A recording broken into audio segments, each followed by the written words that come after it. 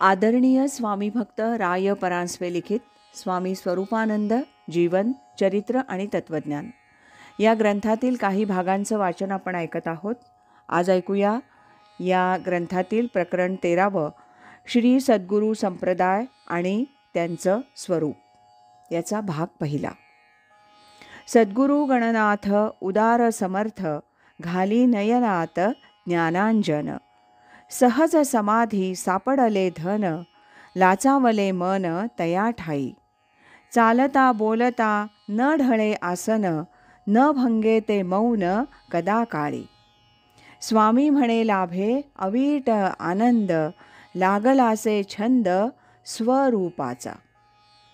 या अभंगात स्वामींनी सद्गुरू कृपेचं वर्णन आपल्या स्वानुभवानं केलं आहे. सर्वच साधू संतांनी सद्गुरू कृपेचं वर्णन मुक्तकंठानं केलंय. समर्थांनी तर निक्षूनच सांगितलंय की सद्गुरू विणे मोक्ष पावावा हे कल्पांती न घडे. ज्यांना आपण सर्वश्रेष्ठ परमेश्वराचे अवतार समजतो अशा राम आणि कृष्णांना सुद्धा वसिष्ठ सांदीपनी यांना सद्गुरू म्हणून शरण जावं लागलं. परमार्थ मार्गात सद्गुरू कृपा ही एक अनिवार्य आणि अत्यावश्यक अशी बाब असल्याचं सर्व साधू संतांनी आवर्जून सांगितलंय. भगवंतांनी अर्जुनाला 4थ्या अध्यायात तद्विधी प्रणिपातेन परिप्रश्नेन सेवया उपदेक्ष्यन्ति ते ज्ञानम ज्ञानिनस्तत्वदर्शिनः ते श्रेष्ठ ज्ञान तू सद्गुरूंना शरण जाऊन प्राप्त करून घे म्हणून सांगितलं आहे. तसंच श्रीमद भागवताच्या 11 स्कंधात भगवंतांनी उद्धवालाही तस्माद गुरुम प्रपद्येत जिज्ञासु श्रेय उत्तमम शाब्दे परे च निष्णातं ब्रह्मण्युपशमाश्रयम् असं सद्गुरूंचं महत्त्व वर्णन करून शाब्दे परे च निष्णातं अशा सद्गुरूंना शरण जाण्यास सांगितलं आहे. मोटके गुरुमुखे उदय जत दिसे परंतु त्याचा प्रत्यय मात्र हृदयी स्वयंभची असे असा येतो. अशी ही गुरुशिष्याची गोष्टी काय आहे ते ज्ञानेश्वरांच्या भाषेत उपायवन वसंतू आज्ञेचा अहेव तंतू असं सांगितलंय. सद्गुरू म्हणजे काय आहेत या गोष्टीचा विचार सद्ग्रंथांच्या आणि संतवचनांच्या आधारे केल्यास फार उपयुक्त होईल असं वाटत असल्यानं थोड्या विस्तारानं सुद्धा त्याचं विवेचन इथं करीत आहे. सृष्टीचक्र व सद्गुरूंची आवश्यकता. द्वैताचा वा अद्वैताचा भास म्हणजे वस्तुतः परमेश्वराचा सहज विलास म्हणजे खरोखर सर्व अद्वैताचाच विलास. या अद्वैत विलासाचा एक भाग अत्यंत सुखरूप तर दुसरा भाग सुखदुःखरूप असा आहे. हा सुखदुःखरूप भाग या सुखरूप भागापासूनच कसा निर्माण झाला किंवा मूळ परमात्म्यापासून कसा उत्पन्न झाला याचं वर्णन गीता आणि भागवत या ग्रंथातून सविस्तर केलेलं आहे. एकनाथी भागवतात नाथांनी याचं याप्रमाणे वर्णन केलंय. अनंत अपार ज्ञानघन असा परमात्मा जो मायेच्या अतीत असा आहे तोच मायेचं अधिष्ठान होऊन अंतरात्मा या नावानं ओळखला जाऊ लागला.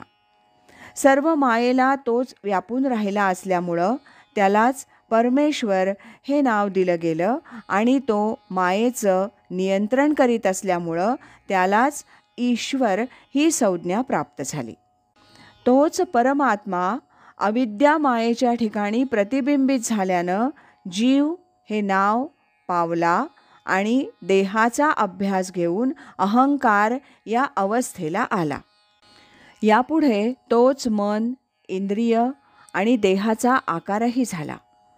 देहाचं कारण ते त्रिगुण आणि पंचविषय हेही तोच झाला. महत्तत्व, कर्म, काळ एवढंच काय सर्व संसार हा स्वतः ईश्वरच नटला. अशा प्रकारे परमेश्वरच एकटा एक असल्यामुळे त्याच्या ठिकाणी द्वैताचा अत्यंत दुकाळ असल्यानं सर्व काही तो स्वतःच आहे एकनाथी भागवतात 28व्या अध्यायातल्या 193 ते 205 या ओव्यांमध्ये हे वर्णन आलंय. असं असूनही एक लाघव झालं. तरंग पाण्या वाचून सुकावे, प्रकाशा वाचून सूर्यकिरणांना दिसू नये, असं काही विस्मयकारक घडलं. नाथांनी पुढं म्हटलंय, ऐसे असता नवल कैसे, जीव भुलला कल्पनावशे, अहंता वाढवी देहाध्यासे, तो म्हणे देव न दिसे तीही लोकी. ही 206वी ओवी 28व्या अध्यायातली.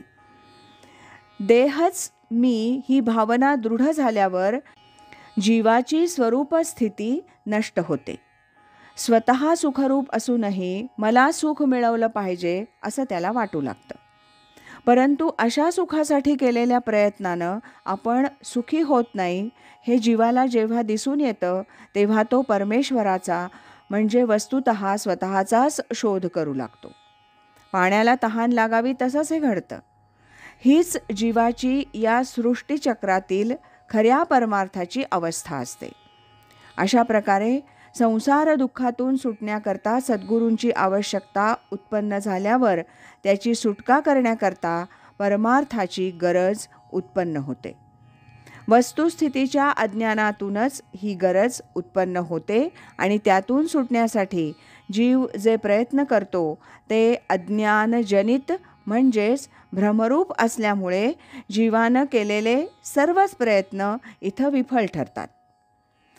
सृष्टीचक्रामध्ये बद्धतेची अवस्था निर्माण होणं ही नवलाची परंतु जशी सहज घटना आहे, त्याचप्रमाणे जीवाला सोडवण्यासाठी आदिपुरुषानं अवतार घेऊन जीवांच्या सुटकेचा मार्ग उपलब्ध करून देणं हाही सहज असा अनादी ओघ आहे, असं भगवंतांनी गीतेमध्ये सांगितलंय.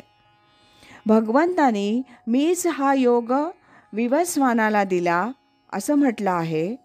हाच योग परंपरेनं चालत येऊन आपणाला त्याची ज्यांच्यापासून प्राप्ती होईल ते आपले सद्गुरू होत. जीवाचा परमभाग्याचा म्हणजे सौभाग्याचा हा मंगल धागा परंपरेनं चालत असल्यानं आणि परंपरेनं हा बोध चालू ठेवण्याची आज्ञा परमात्म्याची असल्यामुळे सद्गुरू स्वरूपाला ज्ञानोबांनी आज्ञेचा अहेव तंतू मंगलसूत्र असं मोठ्या कौतुकानं म्हटलं आहे. आज एवढंच. यानंतरचा भाग उद्या ऐकूया. श्रीमत सच्चिदानंद सद्गुरु श्री स्वामी स्वरूपानंद महाराज की जय. हरि ओम तत्सत.